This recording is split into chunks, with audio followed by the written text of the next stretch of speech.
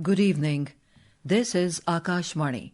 I'm Anuja Kumar with the news at 9.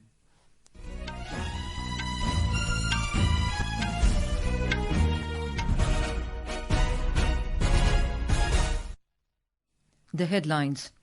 Indian astronaut Shubhanshu Shukla and his Axiom-4 crewmates returned safely to Earth, marking the end of 18-day space odyssey.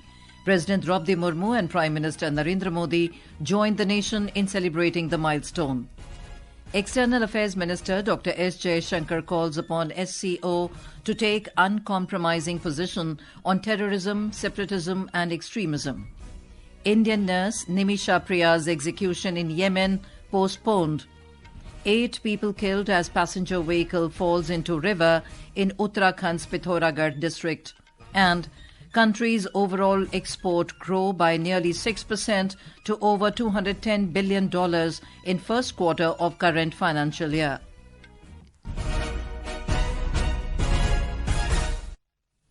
And now the news in detail. Indian astronaut Shubhanshu Shukla and 3 other crew members of the Axiom-4 mission safely returned to Earth after their 18-day historic mission aboard the International Space Station. The SpaceX Dragon spacecraft splashed down in the Pacific Ocean off the coast of San Diego in California this afternoon. And we have splashdown of the AX-4 crew back on planet Earth. Welcome home. Dragon SpaceX, rigging is complete. Stand by for capsule lift. Dragon copies. Dragon SpaceX, capsule lift in progress, brace. Good verbal confirmations there and visual confirmations that we're getting a successful lift. Dragon copies. We have a report.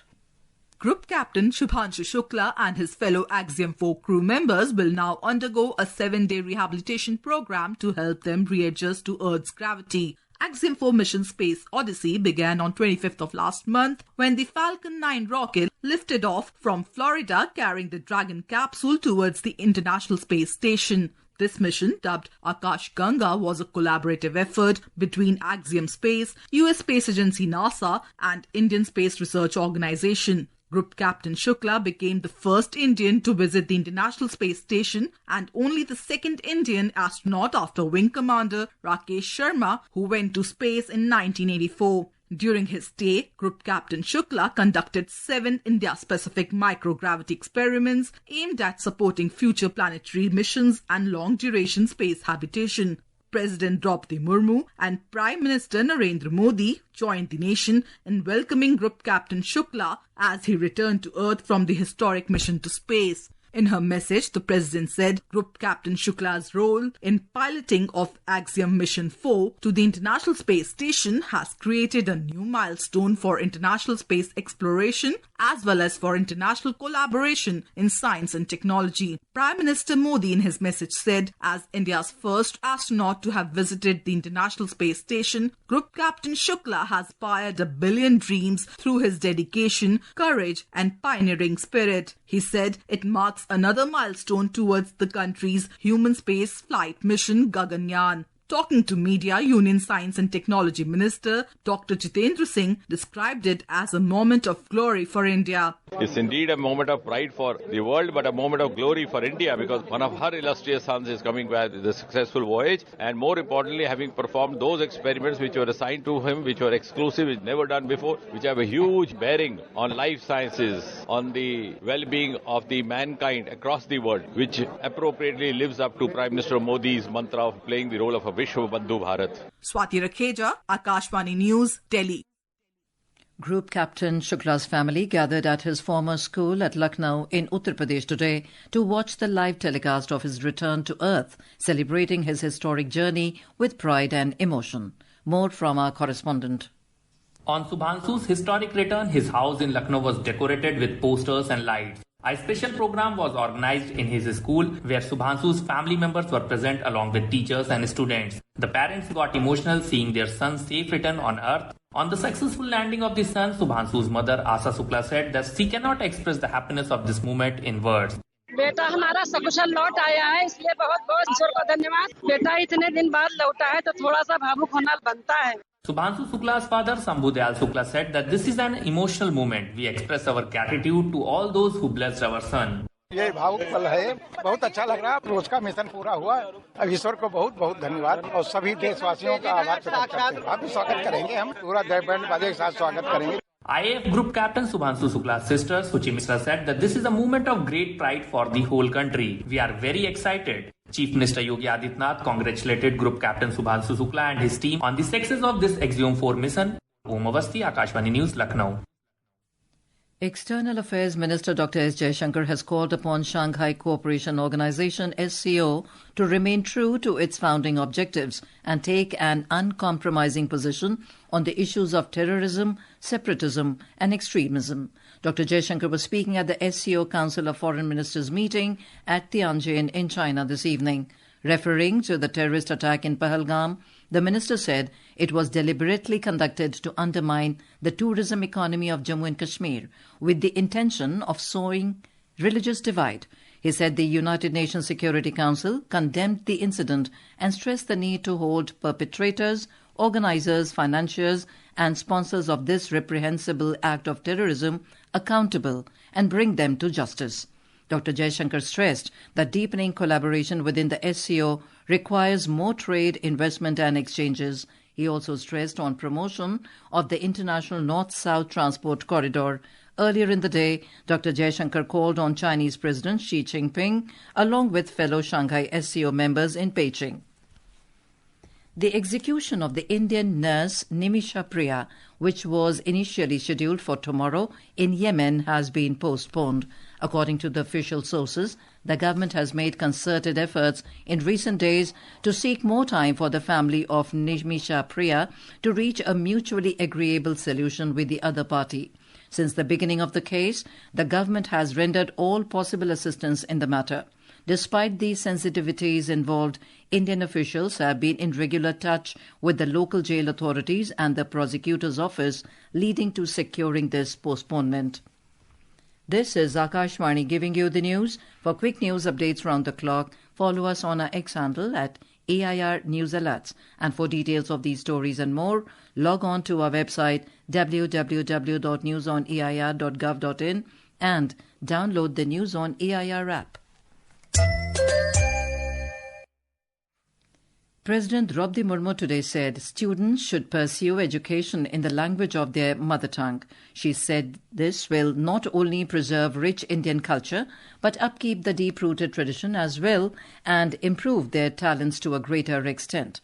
The President was speaking at Cuttack in Odisha this evening at the 600th birth anniversary of great Odia poet and scholar Adi Kavi Sarla Das of 15th century. On the occasion, the President conferred the Kalinga Ratna 2024 award to Union Education Minister Dharmendra Pradhan. Petroleum and Natural Gas Minister Hardeep Singh Puri has said that education must remain at the heart of India's developmental journey. Addressing a seminar on school education in the country in New Delhi, Mr. Puri stressed that education is fundamental to the nation's growth. I want to understand how we can move from a $4 trillion economy to a $35 trillion economy by 2047. How can we produce a generation of responsible and productive citizens? As straightforward as it may seem, it must be emphasized that education is fundamental to development. And that's a view I've held much before the current phase of my professional life. Union Power Minister Manohar Lal today launched the Assistance for Development of Energy Efficient Technologies in Industrial Establishment scheme at Panipat in Haryana. The scheme aims to boost energy efficiency nationwide by offering interest subsidies on loans to help MSMEs adopt energy efficient technologies. The Election Commission today said that over 86% enumeration forms have been received so far during the ongoing Special Intensive Revision SIR drive of electoral rolls in Bihar. With just 10 more days left for the revision, remaining voters will be contacted individually by booth-level officers. The Commission said it is sparing no effort to ensure that all eligible electors are included in the draft electoral roll to be published on the 1st of next month, and the third round of household visits by the nearly 1 lakh booth-level officers will soon begin to collect the filled enumeration forms of the remaining electors. The Unique Identification Authority of India, UIDAI, has urged parents and guardians to complete the mandatory biometric update for children aged 7 and above. The Ministry of Electronics and Information Technology said that under the current guidelines, a child below 5 years of age does not have to provide fingerprints or iris scans due to developmental reasons. It added that once the child turns 5, these biometrics must be updated, and the process is free of charge if completed between the age of 5 and 7. If the mandatory biometric update is not completed even after 7 years of age, the Aadhaar number may be deactivated as per the existing rules.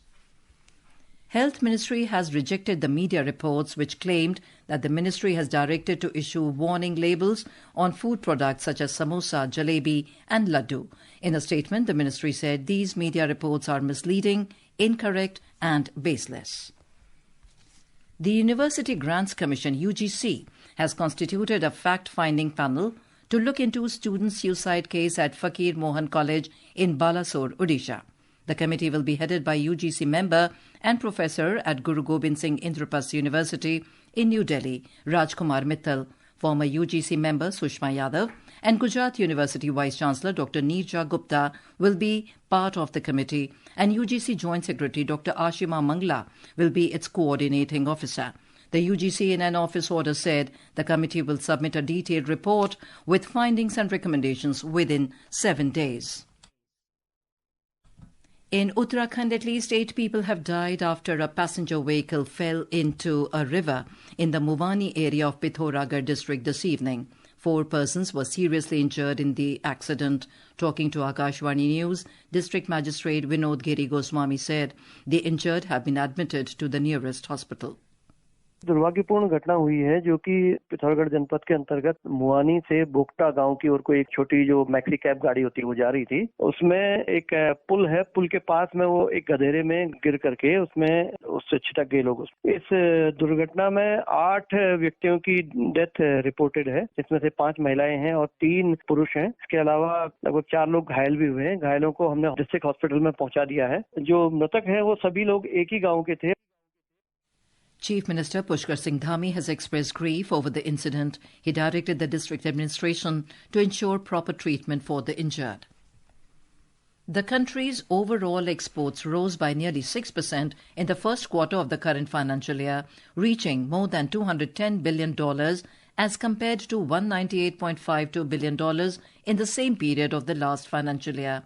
Briefing media in New Delhi, the Commerce and Industry Secretary Sunil Barthwal said the country's imports registered a decline by 3.71% to $53.92 billion in June against $56 billion in the last year.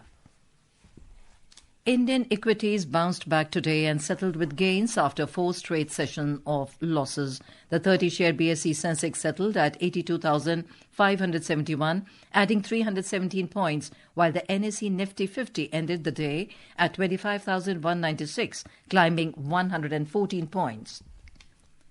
The IMD has forecast heavy to very heavy rainfall at isolated places over Bihar, coastal Karnataka, East Madhya Pradesh, East Rajasthan, East Uttar Pradesh, Jammu and Kashmir, Ladakh, Kerala, Mahe and Jharkhand tomorrow. Meanwhile, Maharashtra's Konkan region, including Raigad, Ratnagiri and Sindhudurg districts, has been experiencing heavy rainfall since last night. A landslide in Ratnagiri's Kashiri Ghat led to disruption of traffic on the Mumbai-Goa highway. And now, before we end the bulletin, the headlines once again. Indian astronaut Shubhanshu Shukla and his Axiom-4 crewmates returned safely to Earth, marking the end of 18-day space odyssey. President Droupadi Murmu and Prime Minister Narendra Modi joined the nation in celebrating the milestone.